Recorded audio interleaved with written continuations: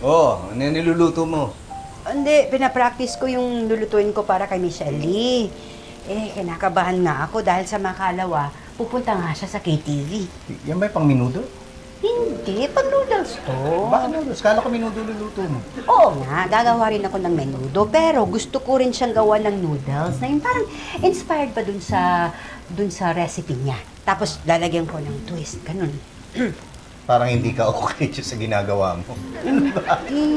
Kasi hindi ko rin masyado pang malasahan yung ginagawa ko nga. Pati, yung amoy. Hindi, kami na lang ni Baby bahala. Kami titikim ng luto mo. Ay, talaga?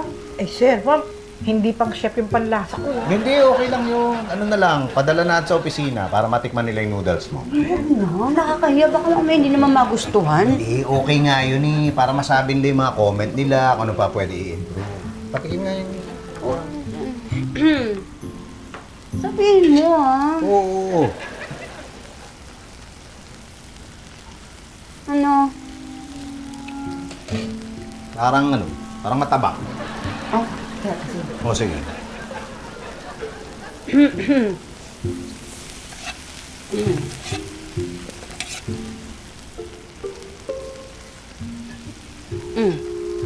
Kulang pa. Uy, baka naman sobra na yan, ah. Ang bahala. Ay! Pitoy! Hindi, sige. Ano ba? Gagawa natin paraan yan. At, baby, kumuha ka ng kumot. Para saan yung kumot? Para hindi masayang, dito ka na magsuob.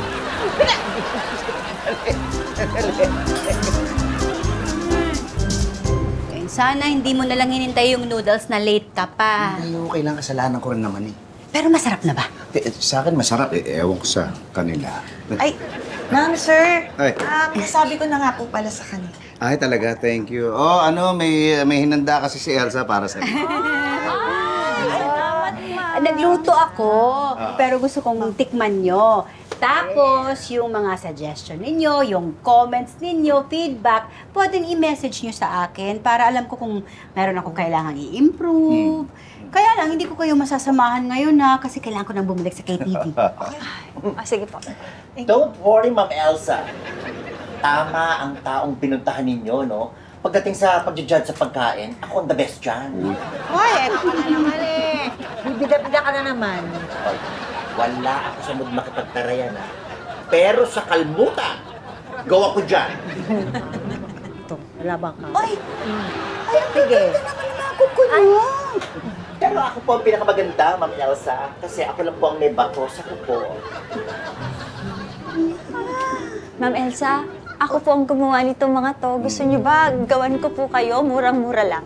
Uy, tamang-tama para pag nagkita kami ni Michelle Lee, pareho kami ng kuko. Ha? Sige, pero kaya mo ba? Ganyang kahaba? Kuko? Ay, nako, kayang-kaya ni Ma'am Elsa po. Sana yan lang.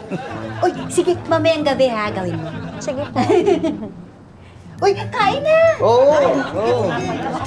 Subukan nyo. Kabuksan mo, Vincent. You and your chef are really good cooks. Don't worry, I'm gonna give you rave reviews. You don't have to worry. And you know what? Maybe I can guest you on my series on Netflix. Really? Yes. Oh, thank you. Sabi sa'yo, magugusto niya yung luto mo eh. Sorry? I meant, I was confident that you will like what she cooked for you. Yes, he helped me taste everything as I'd lost my sense of taste for a while. Oh my goodness, that's so sweet. You're so lucky to have each other. So sweet.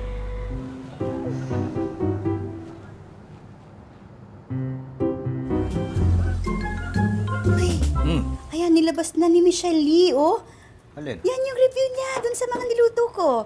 Ang ganda ng mga sinasabi niya. Talaga, ilang stars daw? 5. 5 stars? Wow, dudumugi na yung KTV niya. Thank you. Uy, Hindi kasi kung wala ka dun kanina, siguro hindi ko nagawa yung mga yun. kundi tumulong lang naman ako. Ikaw talaga yun. Magaling ka kasi talaga magluto. Bale, bibilang kita regalo. Anong gusto mo? Regalo, wag na. Pagluto mo na lang ako, okay na ako. Ano nga gusto mo? Gusto ko, ikaw. Uy! Hindi, gusto, ikaw, bahala ka kung ano gusto mo lutuin para sa akin. Ah, ano-ano iniisip mo.